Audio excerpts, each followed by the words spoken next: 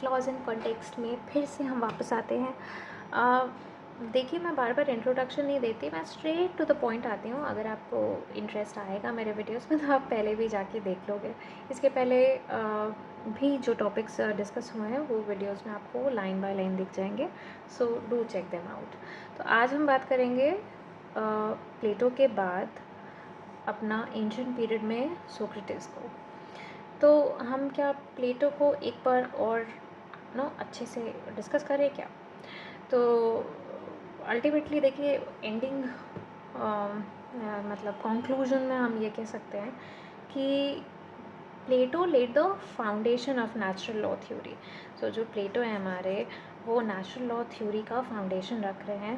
और he suggested कि a truly just society is one that reflects an eternal moral order of the universe, where reasons and justice and nature guide all decisions. ठीक है, reason Republic में आ जाता है, और justice जो है एक किंग के वर्दीनेस में आ जाता है। perfect division of labor is also a part of the nature, and this nature guides all decisions in the society. इसके बाद हम आते हैं सोक्रेटिस पे। तो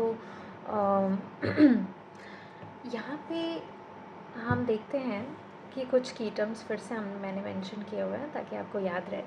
हम पहले ये मतलब की टर्म्स को पढ़ते हैं। वो हैं कि human insight helps acknowledge good और bad, justice is divided into natural and legal, and this is universal and differs from place to place. I mean, legal differs from place to place and natural is universal. And natural law क्या है भाई? हमेशा से देखिए हम कहते आ रहे हैं, शुरुआत से कह रहे हैं कि एक लॉ है जो रीज़न से भरा हुआ है, आइडियल से भरा हुआ है, मॉरल से भरा हुआ है। यही हमारा नेचुरल लॉ है। तो beautifully as we have captured Socrates' foundational contribution to natural law in just few words here, and we see कि human insight जो है ना, वो हेल्प करती है हमको एक्नॉलेज करने में कि गुड क्या है, बैड क्या है। सोक्रेटिस बिलीव्ड कि मॉरलिटी इज़ मैन मेड। तो क्या है कि मॉरलिटी जो है वो मैन मेड है ना। ये मॉरल क्या है? कोई कहता है कि शॉर्ट क्लोथ्स हमारे मॉरल में नहीं आते। किन कुछ ट्राइबल सोसाइटी को आप देखोगे, क्लोथ्स तो मैटर ही नहीं करते। तो क्या है ये जो मॉरल्स क्या है? वो हैं ह्यूमन इंसाइट से निकले, ह्यूमन मेड होते हैं। ठीक है, every human being has the capacity of moral insight, a kind of eternal compass that helps them recognise what is just and what is unjust. ठीक है, तो ये हमेशा ह्यूमन इंसाइट बताता रहता है। तो इसको नेचुरल लॉ के कॉन्सेप्ट मतलब कि कॉन्टेक्स्ट में अगर हम देखें तो वो है कि नेचुरल लॉ जो है resides within human nature. People can access it through reason, self reflection and not just through written codes. तो हमें ऐसा नहीं है कि हमको किसी ने बताया था ये कि भाई देखो मर्डर करोगे तो तुमको ऐसे ऐसे सज़ा हो जाएगी। नहीं, हमें किसी के बताने के उसमें नहीं गया। हमको ये हमेशा से पता है कि ये चीज़ें करना अंदर से आता है कि ये गलत है। तो ह्यूमन इंसाइट सोक्रेटिस के हिसाब से वो गुड और बैड को हमेशा से रिकॉग्नाइज करती आई है और करेगी। फिर हम देखते हैं कि जस्टिस के दो पहलू हैं, एक है नेचुरल और एक है लीगल। तो नेचुरल जस्टिस क्या कहता है? नेचुरल जस्टिस एक तो पहले देखा जाए कि यूनिवर्सल है। हम पहले भी डिस्कस कर चुके हैं कि ये किस तरह से यूनिवर्सल है। कुछ आइडियल्स हैं, कुछ मॉरल्स हैं जो ह्यूमन सोसाइटी में हमेशा से हैं, किसी को बताना नहीं पड़ा कि वो क्यों एग्जिस्ट करते हैं। तो these are principles of right and wrong that apply to all humans and everywhere all the time, like truth क्या है, fairness क्या है, रीज़न क्या है, and what is fairness in respect of life, ये सब क्या है, ये हमें नेचुरल लॉ बताता है, और ये यूनिवर्सल, ये हर जगह हर ह्यूमन सोसाइटी में आप पाओगे। ठीक है, फिर हम देखते हैं कि लीगल जस्टिस क्या होता है। तो legal justice is man made and it can differ from place to place. कहीं पे चोरी करने पे थोड़े दिन की सज़ा आपको मिल जाएगी, पर कहीं चोरी करने पे आपका हाथ काट दिया जाएगा। तो ये वाला जो लीगल जस्टिस है वो डिफ़र करता है प्लेस टू प्लेस पे।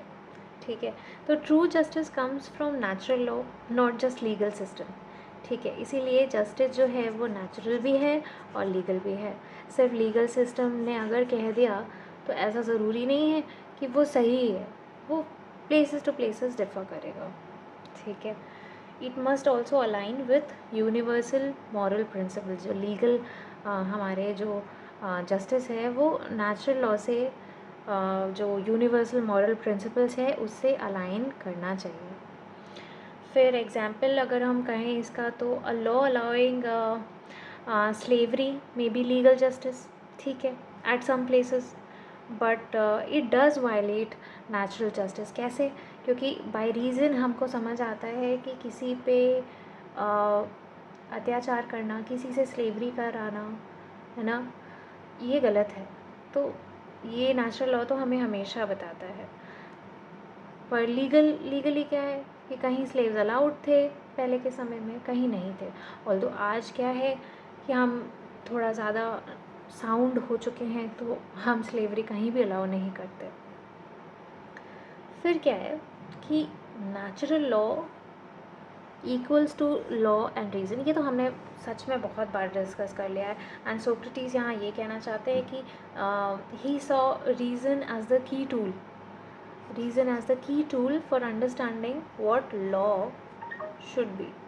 अच्छा, ये जो what law should be है ना, ये टाइम टू टाइम हम देखेंगे जूरिस्प्रूडेंस में बहुत बार यूज़ हुआ है। And you must always no कि ये किसने बोला, कैसे बोला। यहाँ पे अभी नहीं बोल रहे, मतलब यहाँ पे सोक्रेटिस नहीं कह रहा है what law should be, but जो ये कहना चाह रहे हैं कि वो ये है कि नेचुरल लॉ हमेशा ये बताता है कि reason is the tool for understanding कि लॉ क्या है। ठीक है, और true law is one that is rational and serves the good for all, not just interest of the powerful. ठीक है, जैसे हम रूल ऑफ लॉ की बात कर रहे थे, तो रूल ऑफ लॉ क्या कहता है कि नो मैटर बड़ा है छोटा है, अमीर है गरीब है, मैटर नहीं करता है। अगर पनिशमेंट लिखी है किसी पर्टिकुलर क्राइम को लेके, तो वो पनिशमेंट मिलेगी। When law is guided by reason, it reflects natural law। ठीक है, as simple as that। And when it isn't, it becomes a tool of oppression। तो अगर जो लॉ है वो रीज़न से बैक नहीं है, वो रैशनल से बैक नहीं है, तो वो ट्रू लॉ नहीं है। Simple as that. ठीक है, reason is the bridge between human made laws and eternal moral truths। A just society is one where laws are built upon rational understanding of right and wrong। So that is all what Socrates said। And ये सारे keywords से आपको हमेशा याद रहेगा कि वो क्या कहना चाहते हैं।